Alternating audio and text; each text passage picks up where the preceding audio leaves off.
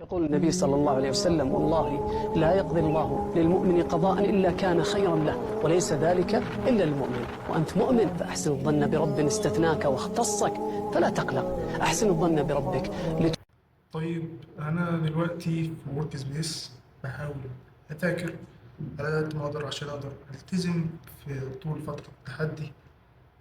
ساعات بزهق صراحة، ولكن الله المستعان. يعني أنا بذاكر برضه في البيت أحيانا، ولكن لو قلت أذاكر أحسن في الورك سبيس ممكن يكون فيه التزام أكتر. ولكن في الفترة اللي إحنا فيها دي زي ما انتم شايفين كده أغلب المكان ممكن يكون أيام كتيرة فاضية، والله المستعان. السلام عليكم ورحمة الله وبركاته. ازيكم يا شباب؟ عاملين ايه؟ اتمنى تكونوا بخير وصحة وعافية. الحلقة بتاعت النهاردة هي الريفيو رقم 2 في رحلة الثانوية العامة.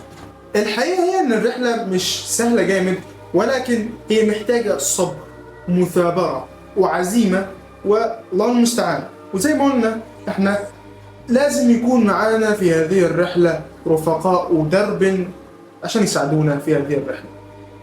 وكان أول رفيق درب قلت لكم عليه هو القرآن الكريم. ومن أراد الدنيا فعليه بالقرآن، ومن أراد الآخرة فعليه بالقرآن.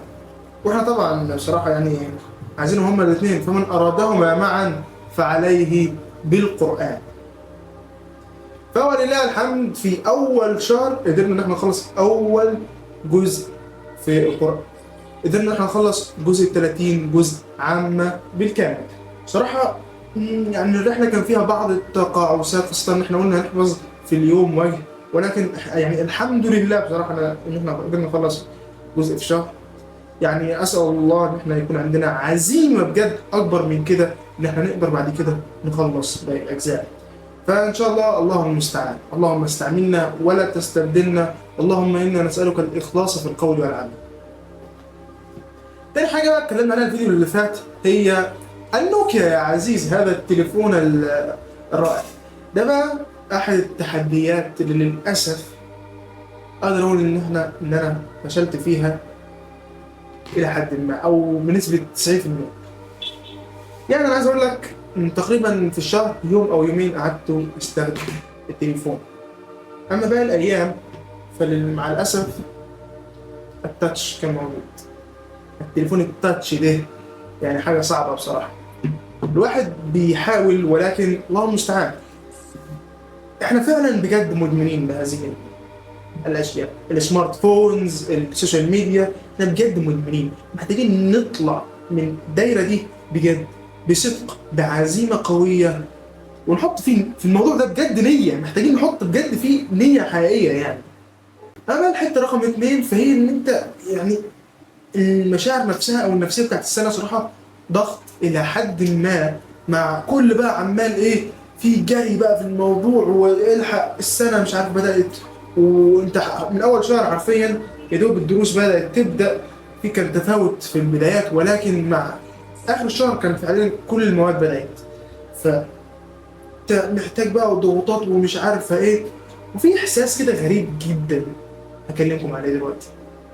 وفي حاجة طبعا وهي المشاعر بتاعت السنة، ان انت حرفيا كده كل شوية بتيجي بتقول مثلا انا عايز اشتري الكتاب الفلاني بتاع المدرس الفلاني علشان خلاص يا عزيزي كله بدأ، فانت مش عارف. ويجي بقى مثلا صاحبك يقول لك يا جدع ده انا مقضيها ولا اصلا على بالي.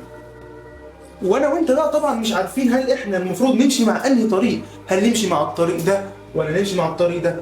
وانا عارف وواثق ان انا وانت عندنا هدف كبير جدا نفسنا ان احنا نحققه. فهل ايه هو الطريق اللي احنا المفروض بجد نمشي فيه علشان نحقق اللي احنا عايزينه؟ هل نمشي في انهي طريق بالظبط، وانهي طريق هو اللي هيوصلنا بجد للحاجه اللي احنا عايزينها؟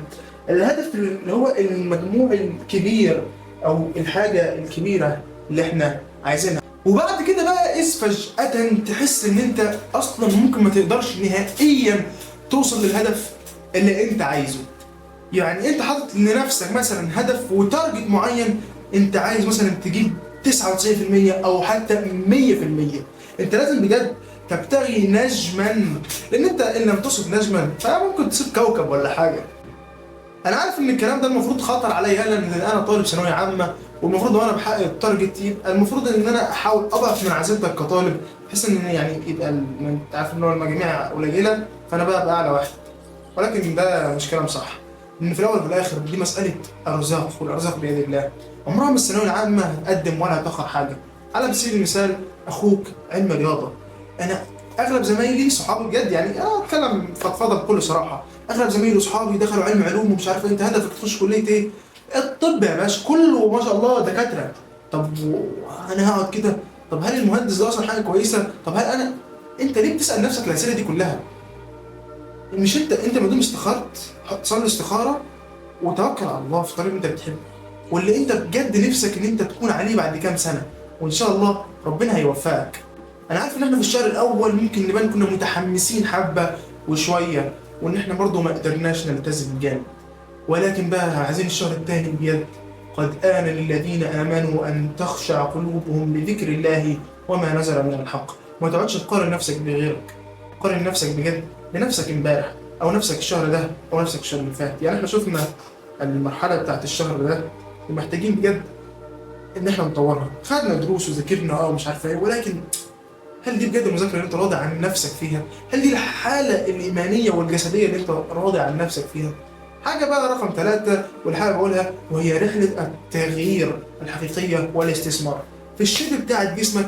انت قلنا قبل كده ان ده استثمار مفيد جدا، وانا بصراحة من نوعية الاشخاص اللي بجد الجيم بيأثر فيا معنويا ونفسيا جدا. فعشان كده ارشح لك ان انت تنزل للجيم وبقوة علشان تقدر تلتزم، وان الجيم بيدي كده طبع من طبوع الالتزام، فده هيساعدك جدا ولا تقلق يا عزيزي. ختاما بقى يا سيدنا الجميل، احب اقول لك ان انت فعلا انسان جميل وعايز تتطور، وعلشان كده انت شفت الفيديو لغايه النهايه. فلو وصلت لغايه هنا ما تنساش يا عزيزي تضغط على زر لايك وتشترك في القناه وتنضم الينا. وفي النهايه احبكم جميعا في الله، وسبحانك اللهم بحمدك اشهد ان لا اله الا انت استغفرك واتوب اليك.